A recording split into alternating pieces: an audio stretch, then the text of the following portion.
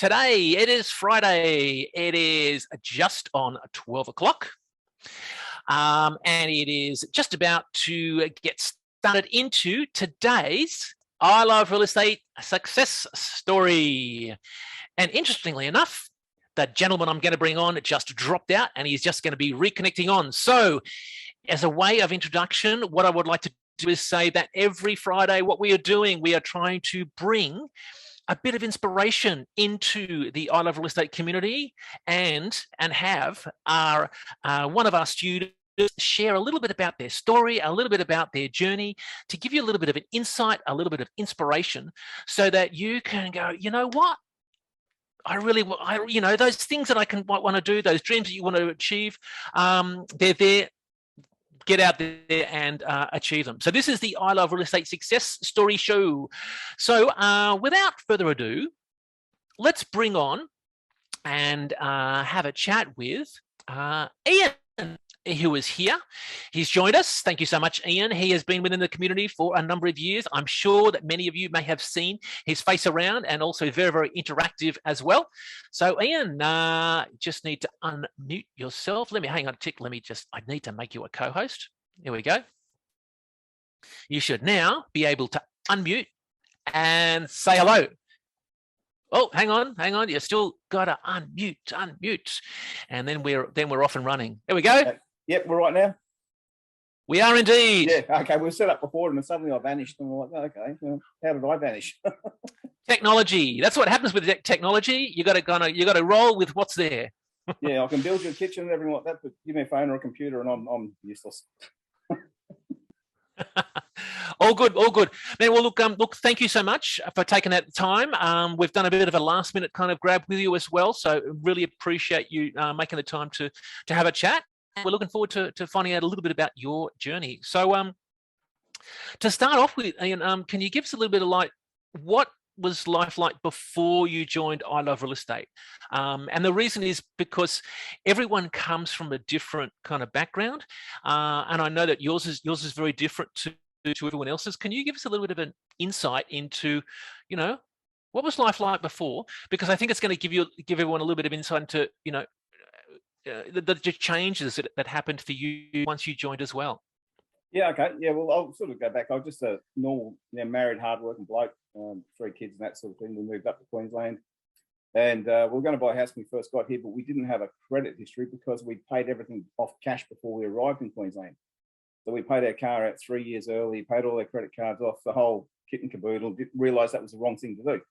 And anyway, so we just put the kids through school. I worked my way through, all sorts of things. And we ended up thinking, well, we're not going to buy now because we'll wait till the kids have moved out and then we'll move on to somewhere else and buy something really nice. Well, that didn't quite pan out because during my working sort of time, I ended up breaking my neck and back twice before I got into the I Love Real Estate community. First one was a scaffolding accident where I nearly decapitated myself and broke my C5, 6, and 7 in my neck with serious nerve damage and nerve impingement. Second time was 7 years ago when someone decided to use me as a parking boat 100 k's an hour on the highway when I was stationary. And that re-broke my neck and broke my lower back. And we thought it was only, L4 and 5. But after another episode I had a few months back, and I'll say a few months back, it's probably about 8 months ago now, it cost me a lot of money to have a certain scan, which they found I've actually got 6 damaged discs in my lower back, with 3 of them ruptured and serious nerve damage in my lower back. So it was quite an interesting time. Wow, man, that's full on, far out. Yeah. I don't know what to say. It's a real difficult one to have those kind of injuries and so forth, and you're still here and you're smiling and laughing and, and so forth. Yeah. Tough, man. Wow. I think when we first met you, I only had knew of the C5, 6, and 7 and the L4 and 5, and I was pretty doped up on meds even on that time. So, and it takes some time.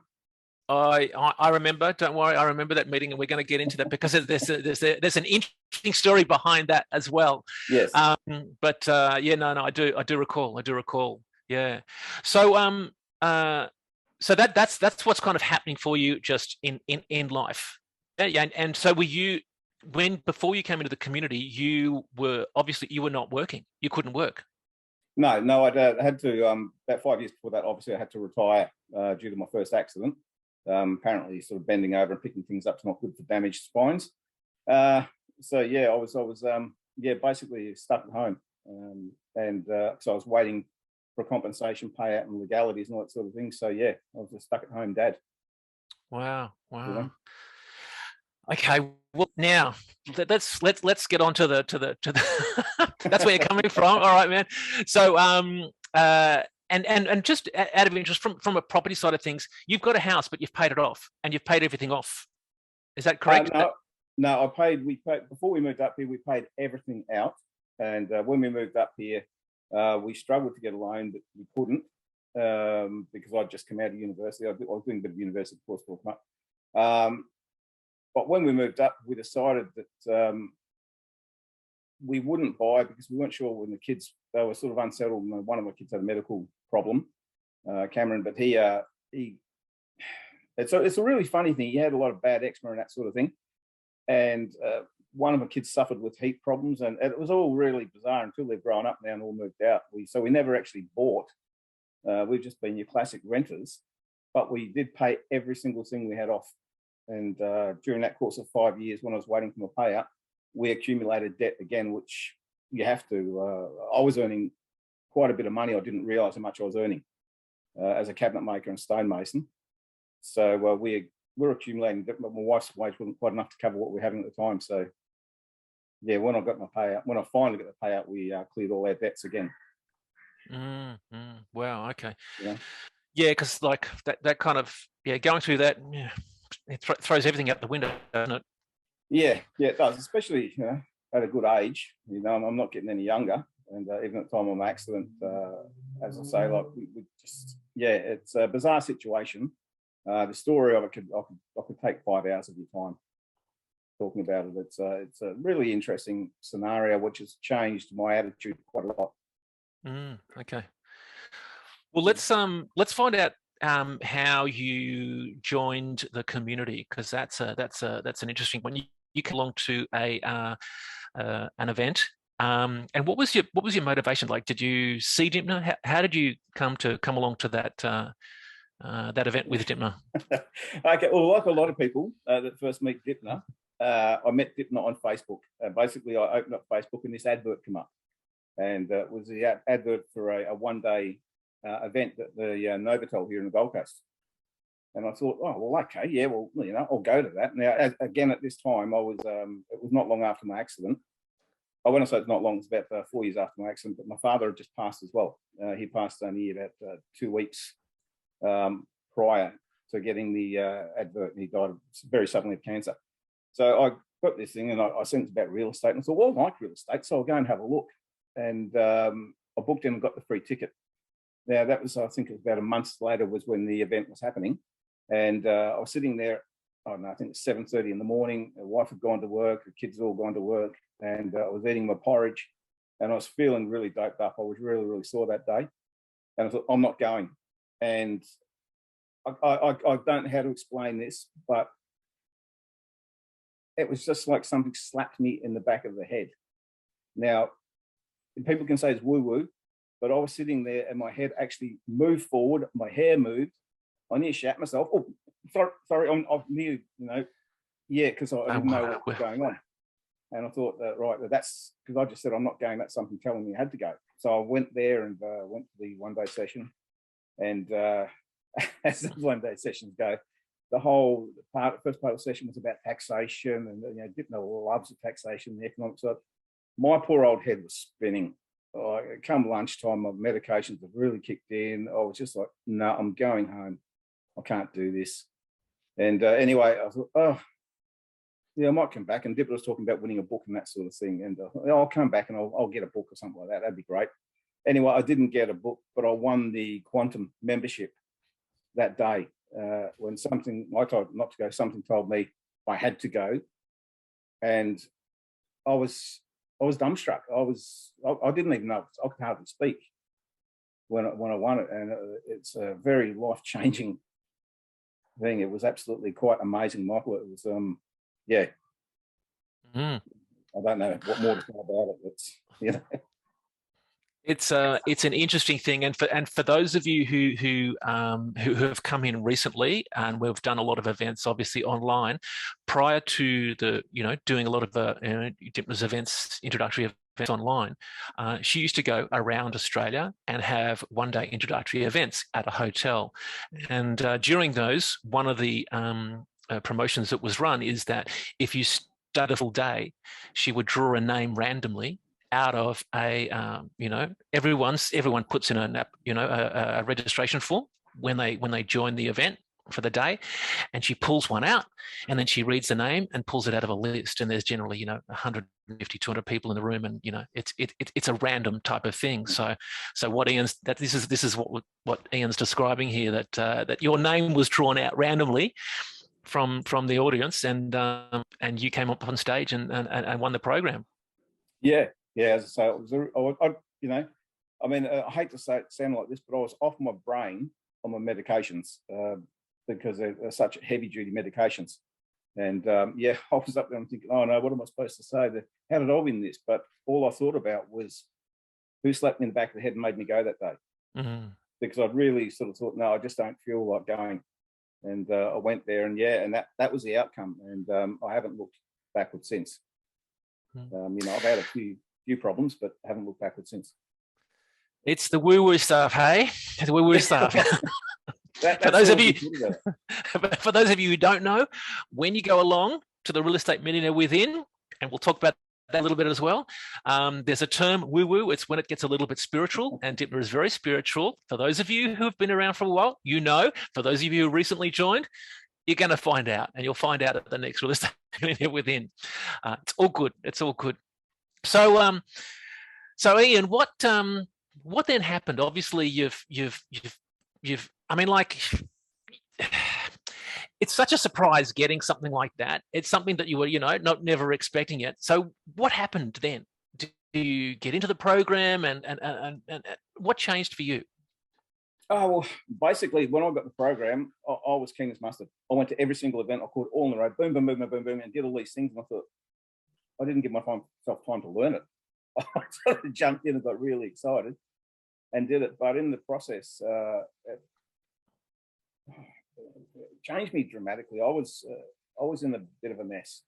When you lose your ability to work, you lose your ability to go to the gym like I used to do religiously. I can't play golf anymore. I can't fish.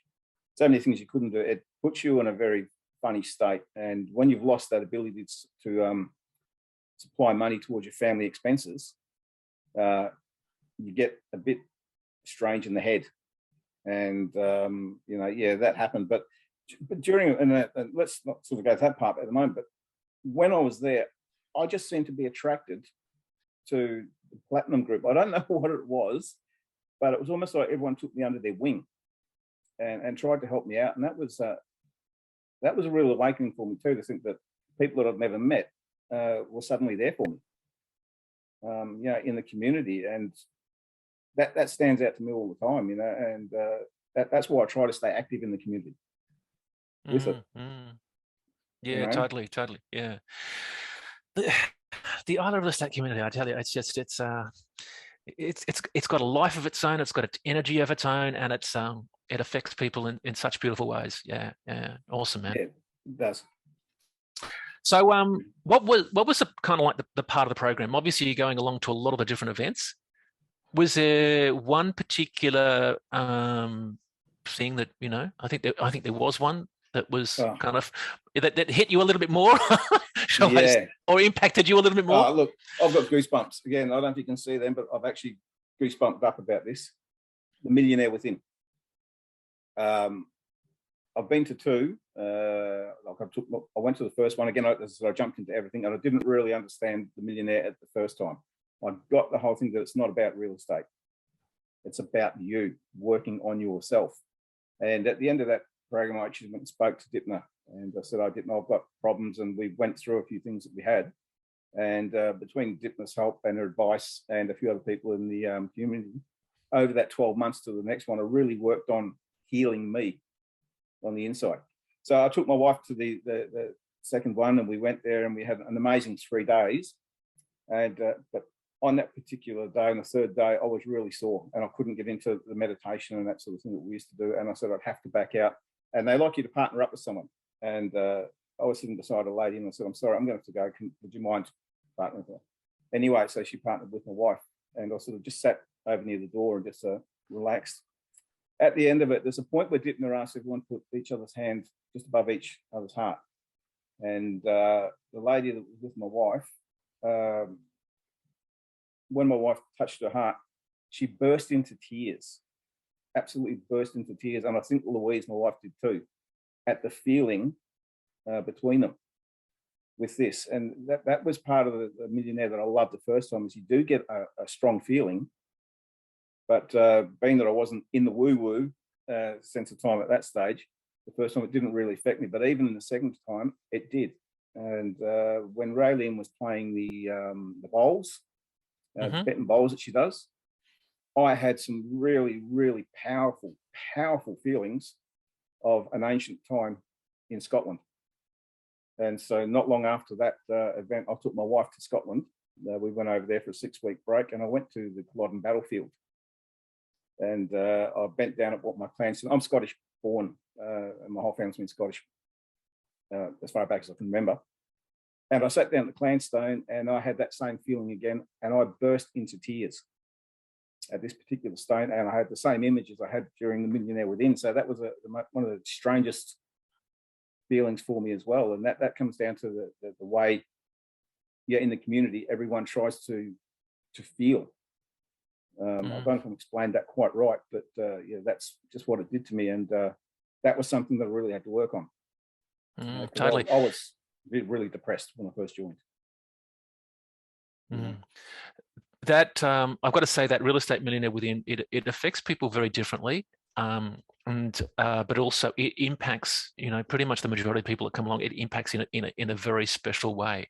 And for those of you who've been along, and it's a bit harder to do via Zoom. I'm sorry, I wish we could have done it better and more, but I know that coming up this year, we will be doing it live, and it is quite impactful, but when you're in the room and you're doing, you're going through some of the processes, it can be quite amazing. And that's fascinating, Ian, what you just mentioned. And you not only had an experience that triggered something for you, you then followed through on that and went over to Scotland to follow that experience to track it. Oh man, that's fascinating. Yeah, awesome. I still get the images now, Michael. I still get the images of the ancient people. I'm actually working with someone now who does regression therapy and spiritual healing. And there's a funny story. If we've got time, there's a funny story about that, where I met this lady for the very first time, and she said, "You're military?" I said, "No, I'm ex-military." And she put her hand here on my right chest, and she said, "You've been stabbed here with a sword right through your chest." And I'm a bit strange about that, but I said at the end of it, I said, "Can I show you something?" And I took my shirt off and turned around, and right where she touched on my back, I have a massive sword tattooed on my back with a Scottish flag. So there's been a lot of spiritual things happen with me being in this community. I don't know whether it's a community bought, but it certainly has, because it's helped me get back to me. That's the first thing I kind of want, is get back to me, be back who you are, not be someone that everyone thinks you are. Yeah. Oh man. I'm okay. I'm getting the shivers. Hey, is anyone getting the shivers? Are you getting that kind of those little, can you let us know? Because this is a little bit, it's not like a normal conversation. And sometimes everyone has a different relationship to things that are a little bit on the edge when it comes to something spiritually, and we use the term woo-woo to kind of define that.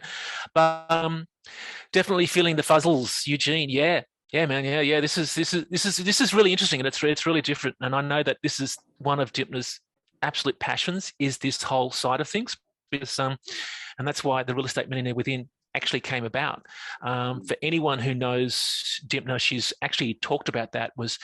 She's always been involved with that side, but she was all a bit reluctant to talk about the spiritual side until she got to a point where a number of her students were asking about it more consistently, and she then went out. She felt she was going out on a limb with a real estate millionaire within, and now it's become a lot more well known within the community. So there's certainly something more to it.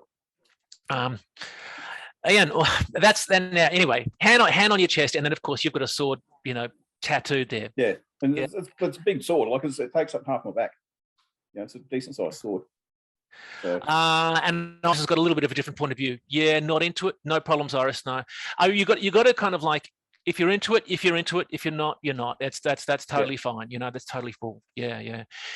Okay, so real estate millionaire within. Okay, interesting. We've got there, and that was one of the main things that impacted you.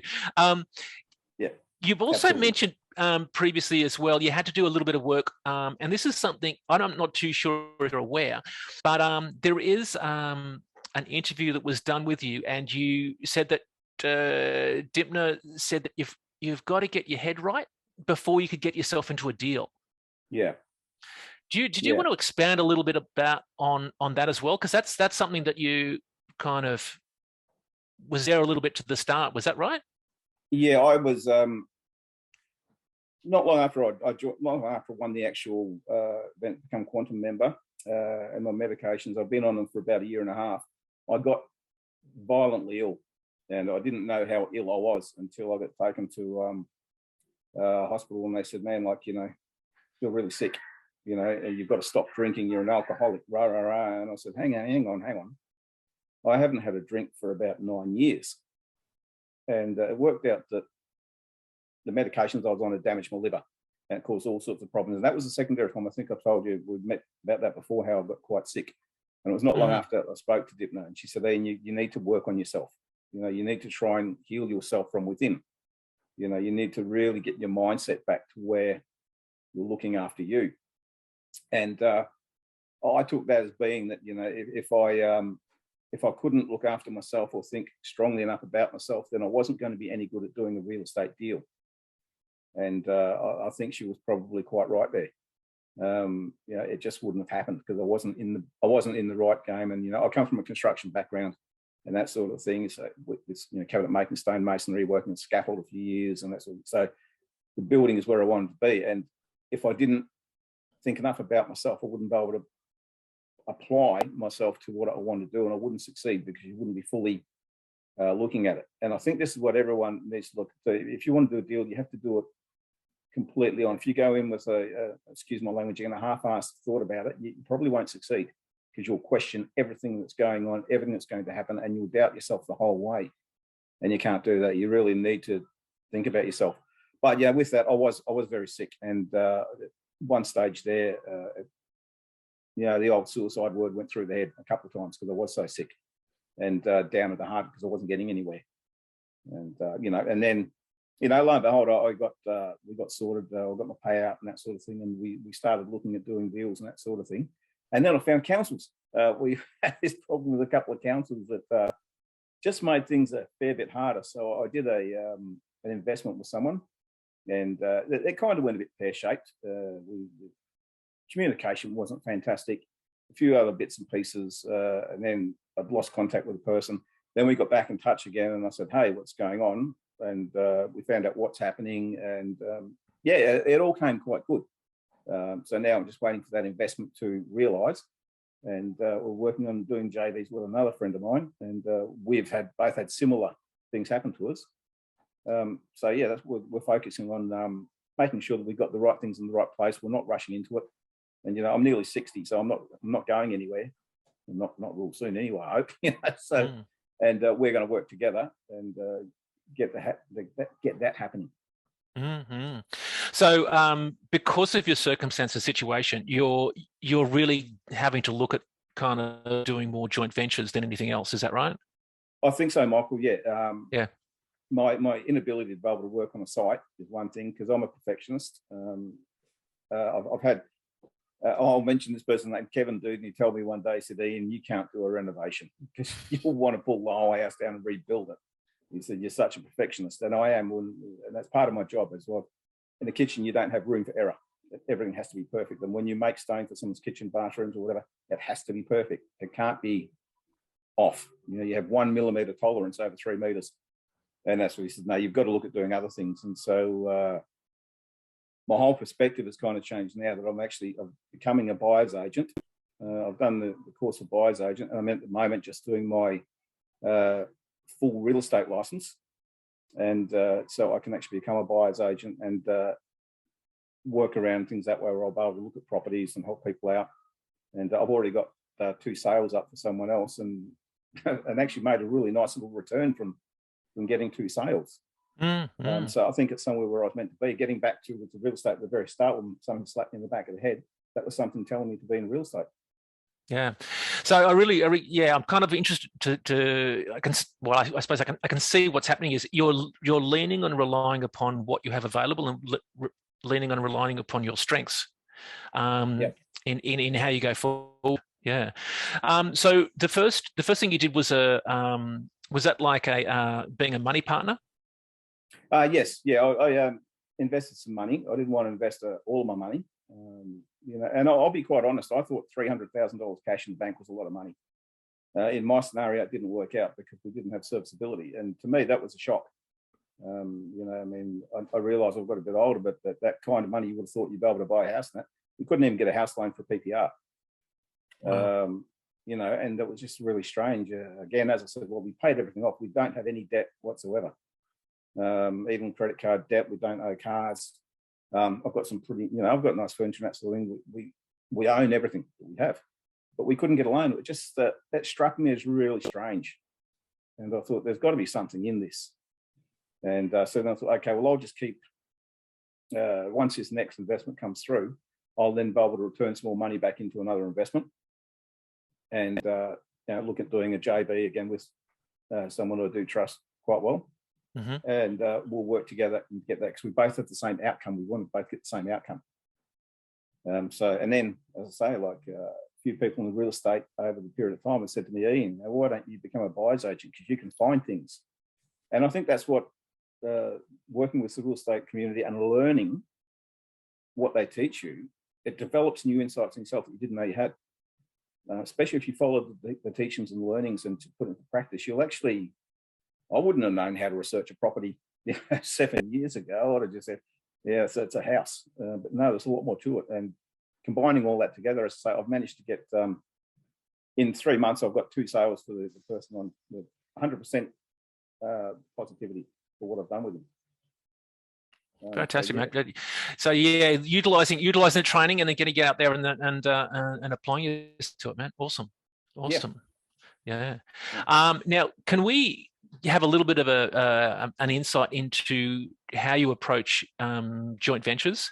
Because I know that the first one you did, it didn't, you know, as what happens in most deals, so forth, things don't always go to plan, and you have to be able to navigate your way along a circumstance and situation to be able to come out so you're both still on the same page at the end, or at least you're looking at a positive end result.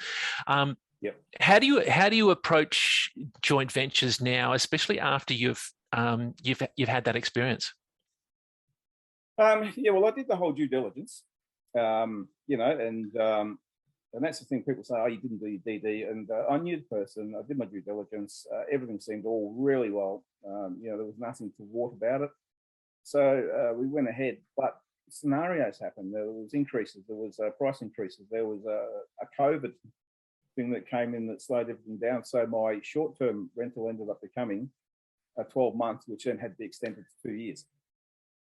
Which, as I said earlier to you, there was a time there when the communication was lost between myself and the person, and that got me quite worried because, you know, as I say, you know, nearly 60 years old, I can't afford to lose that kind of money. I can't. Well, I didn't really see an option of making it back, but now I've got an option to make it back.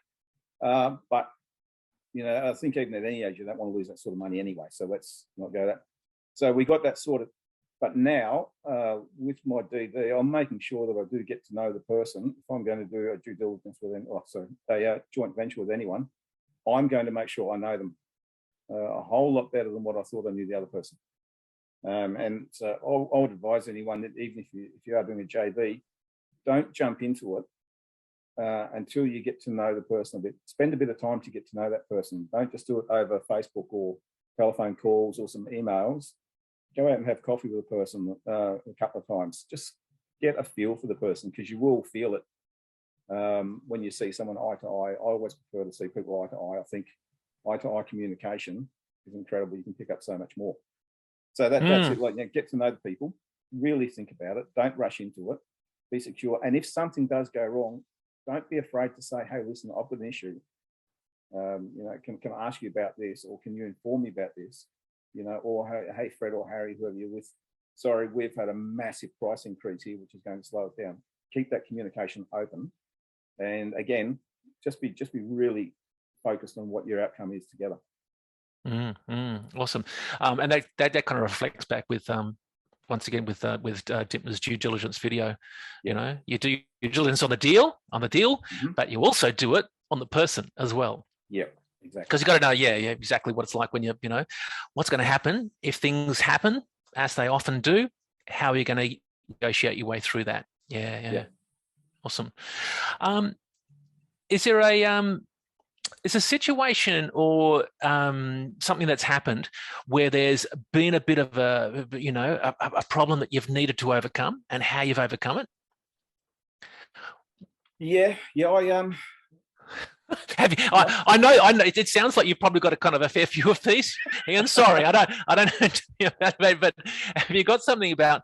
And I suppose what I'm asking here is that what would you like to share about something that has seemed like it's going to be, I don't know how to get out of it, and then you've come through it? What?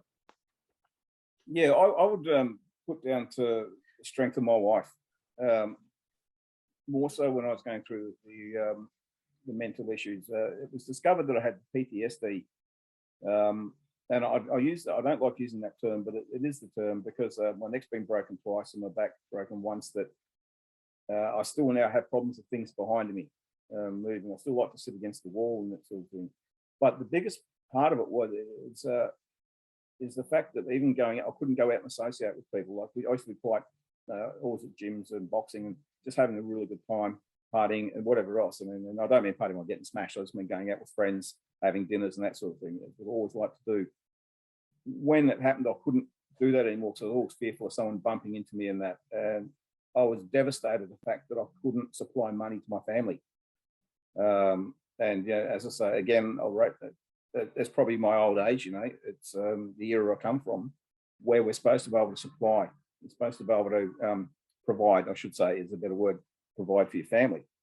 And when you suddenly can't, and I'm going to be a bit weird here too and say, I didn't realize how body conscious I was about myself, because I've always been quite physically fit and in good shape. And then suddenly one day you look down, you can't see your toes anymore. You're blaming your washing machine for shrinking your shirts, or being made to Chinese sizes where they're smaller than us. You find every excuse. And that was happening to me. And that was my mental problems coming in. And my wife helped me overcome that in such an amazing manner. She was always there. I think you've met my wife, Michael. Yeah, absolutely. And she's there every time I looked a little bit down. She was there to pick me up. And without her, I don't think I would have got through what was happening. It was her that kind of really guided me through into the end. It doesn't matter if you can't provide; you're still a decent person. You've got to think about that and just get yourself back on track. And overcoming that was with support and that sort of thing. That was, I think that's my biggest thing, Michael. So I still get choked up about that. She was able to see the way through. She could see it where I couldn't. And that's what she said. You'll get better. You will get better. You will get better. And and that I don't know if that answers your question, but that's the biggest challenge I had was getting over my mental problem, but having the full support of my wife to do it. And I'm going to say this, I'm going to promote this. I've actually talked her into writing a book about it. I want her to write a book about living with someone else's pain, because while I had all the help that I got, there was nothing there for her to help her unless she went to see someone herself. And so we're going to put that into writing, and she's going to write a book on just what she actually had to go through and how she felt and the damage it's caused to us. And I've told her to be brutally honest, be brutally honest about it, or people will see through it. So I think that's it. I think it's facing that fear was what I had to get over it. Very heartfelt, man. Yeah. You're probably very much aware of Kevin Humphreys? Yes, Kevin. Yeah. We talk a lot. Yeah. Well, not as much as we used to. We see each other quite a lot, but. Yeah, because it sounds like you've got some very similar parallels to the situation that he was going through as well. So yeah. No, Kevin's a really, really top bloke. I really got a lot of time for him. And has he released his book? He was writing book Living with Shrapnel, I think, or. I believe he has, and I think that I've got to get back in contact because I know that I interviewed him. I think it was last year, I know that he's been doing a lot of speaking around the place, actually around the world. Keynote speaking, Keynote speaking, absolutely. So he's always present. I'm not too sure if his book has been released, but we'll make sure if it is, we'll certainly let everyone know about it as well. Yeah. But in regards to yourself and what you said, that's mate, thank you for sharing. That's man, difficult time of your life, but glad to see that you're on the, you're on the other side of it. It's just amazing how things change. I was all about build, and now I'm like, oh well, okay, well if I can't build, let's look at another way to be involved in real estate, and in a way that I might be able to help people out as well as do JVs and that sort of thing as well. So, it's just amazing how even with this time, I'm still really inspired by the community, and I see so many people doing magnificent things, and I keep thinking I should have been doing that, but I'm actually doing things obviously the way I need to do things. That's where I'm at the moment. Yeah, good man, good. So you're kind of like now find your place, getting into your groove, and then going, okay, this is what's going to work for me. Certainly according to your situation as well. Yeah, I think so. Yeah, I'm able to make a bit of an income from it, which then helps me sort of feel, oh great, I'm actually contributing back to the family, and but it's also getting me ahead. And I've got plans for a bit later on in the next few years. But I just want to get my real estate course completed. So if anyone's just done the REIQ course, give me a shout because I'm struggling. It's the weirdest thing I've ever had to do in my life. So if you can, just give me a hoy if you can help me out with that. I know there's a number of students who've gone through that same course. So yep. Yeah, I'm sure they'll be able to help me out. Yeah, absolutely. But I wish I'd known about that before I did the buyer's agent course. But I did the buyer's agent course as well, and then did this. If I had done this course first, I may not have had to do the buyer's agent course, but I still would have anyway, because it helps you put things in a different perspective. But it's only when I did finish the buyer's agent course, they said, oh, you can't be licensed yet because you're not a full real estate license. I'm like, oh, what? What didn't you do with this before? Now, Iris has asked, is that the real estate agent course? Yes, I'm talking about. To become a buyer's agent, you have to be a fully licensed real estate agent. Because we're not selling property, you have to be licensed to buy them. And so I can basically, when I'm qualified, I can run a real estate agency. Not that I intend to do that, but that is the qualification you need, and you still need to keep those qualifications updated throughout the year. Yeah, great. And is that licensed differently within each state? I think each state has different. I think like Australia is such a big country, everyone's got different rules. The licensing thing is pretty much the same, but you might have to do some different modules. So I can be licensed here. I might be able to buy a property in New South Wales, but I might need to do a bit of an upgrade to do it in, say, Western Australia. And it's just a matter of, I think, just like, just a separate little course to do that. But it's not like doing full course again. It's just learning their particular council bylaws, I guess. Yeah, and Eugene's just come in and said that as well. It's a different per state. Yep. Yeah. Okay, excellent. And that's so in regards to what you're doing. So you're going down the path of being a buyer's agent, following that side, and then you're still going to be doing the JV as a money investor. Is that right? Yes, with the good mate one, we're going to do a JV. I'm also planning on moving to Scotland in the next 2 years. Moving over there for 5 years, if there's anything left of the place over the next couple of months. We actually are looking at going over to Scotland and setting up like an expat Airbnb type situation over there, where because I'm Scottish born, I can buy property.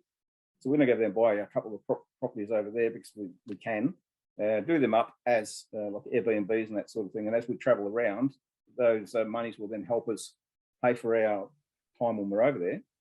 And if we can do it right, by the time we're back in 5 years after we leave, we should have about 12 little properties over there. And that way we can put them on the Airbnb market and perhaps even sell a couple of them when we come back. Awesome, man. Awesome. Yeah.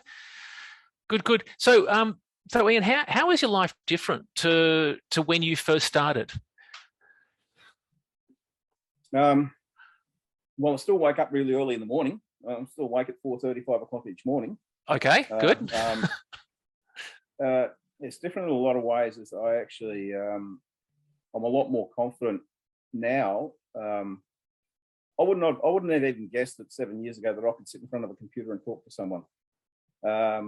I've been on stage with Pat Massetti before, having a couple of different talks, and I'm just very comfortable in that. I think it's opened my eyes to a different way of thinking, a different way of being, and different opportunities. It's opened me to different opportunities where before I was a construction worker, work hard, break your back, do all this stuff, break your hand, whatever you need to do just to make money. But now I've realised that you've got to think a bit smarter, a little bit more out of the box. And the community has given me that by making me think that way a little bit differently about myself and my surrounds. That, like you can probably see those couple of pictures up behind me. They're pictures that I've taken because to get part of my thing with Dymphna was to sort of get back to nature. And I think you've seen some of those pictures when I was hugging trees in Scotland last time I was there and all sorts of things. All of these pictures were all mine that of actually people wanted to sort of buy copies of them. And I thought, well, who would have thought I would have been able to do that as well? Go out and take a picture of something that someone would want to buy. So I think it's a lot more self-belief, Michael. I think that's what it comes down to, just having a lot more self-belief in myself from changing. Yeah. Yeah, Ian, it really sounds like you've got a real personal development shift that's occurred since you've joined. That really is probably out of everything. It's that total shift, especially like from how you came, being pushed to come along to the event, not really wanting to go, and even at lunchtime not wanting to go, and then suddenly a lot of things have changed for you from a personal development side. Iris said, I broke my neck and lower back and an MVA in early 20s, only found out recently, full spinal raid done about 35 years later. Inflammation set in, renovated 4 houses anyway without knowing it. Yeah, there's a lot of people that do it, and I might have been better off doing it not when I was nearly 50. I think that's probably part of my problem there. A good friend of mine recently met over, I want to say recently met over the last 10 years. He actually broke his back when he was younger, and he ended up getting on stage and playing guitar with some of the biggest lineups in the world, like lead guitar with Bon Jovi, Steve Vai, Poison, Whitesnake, all those big bands from the 80s. You play guitar with them. So just because you break your back doesn't mean you can't do something, or because you've got an injury you can't do it. You might just have to change the way you do things. Wow, yeah. That's amazing. I was just saying only the occasional Panadol and some sciatica to notice. Far out. Amazing. Yeah, sciatica's the worst. That's the worst thing. You can't even sit in the toilet. That's horrible. Okay. Thanks for that, Ian. I'm glad we can laugh about it. Yeah, well,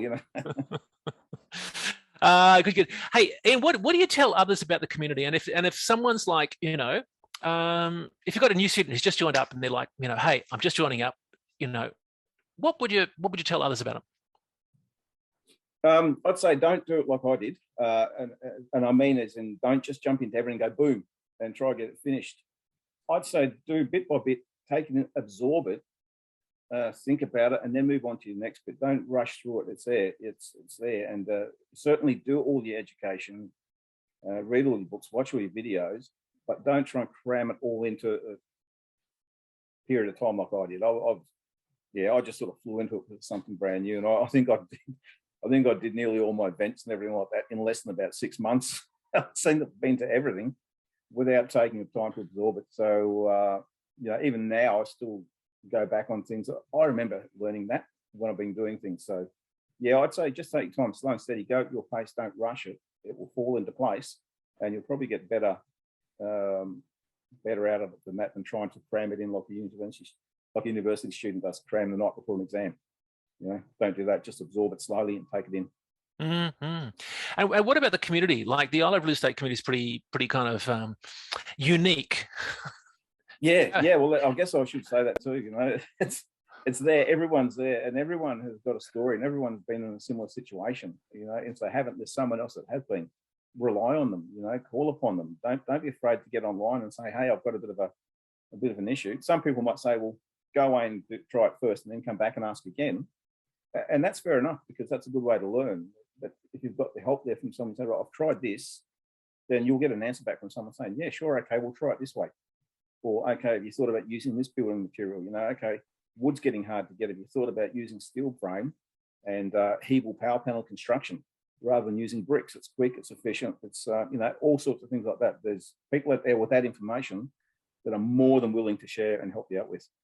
It's a really good community, and you know, rely on the people that, you know, most of them are, 99.99% of them are fabulous people. Awesome. You know, like this bloke here, you know, I'm not sure about this fella, but you know. Awesome, man. Awesome. Thank you so much for taking the time out. I hope that, and for everyone here, I hope it's been a little bit of a very different insight into the ILRE Real Estate community and what it can give, and also a little bit more from a personal development side of like, well, when you're coming in and you've got certain things that are in your space and you need to deal with them, to know that there's always an opportunity to be able to change a circumstance, change a situation, and work your way through it. So thank you so much, Ian. It's a delve into, and I know that you've been kind of sharing a lot about that, and I know that there's probably a whole lot more that you could have mentioned that maybe, you know, you didn't want to as well, or it's just a bit too full on as well. So I really appreciate you for taking the time and for sharing, man.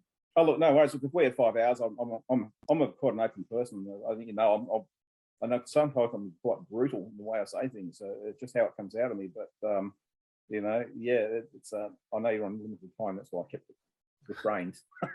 Thank you. My red nose isn't from alcohol. That's from a radiation burn from getting a little skin cancer burn off. That's why I'm trying to recover it. Okay, no problems. Matches your shirt. I can't really tell too much anyway. Yeah, I'm sitting in a good spot with the light's not quite right. You know. Yeah, excellent.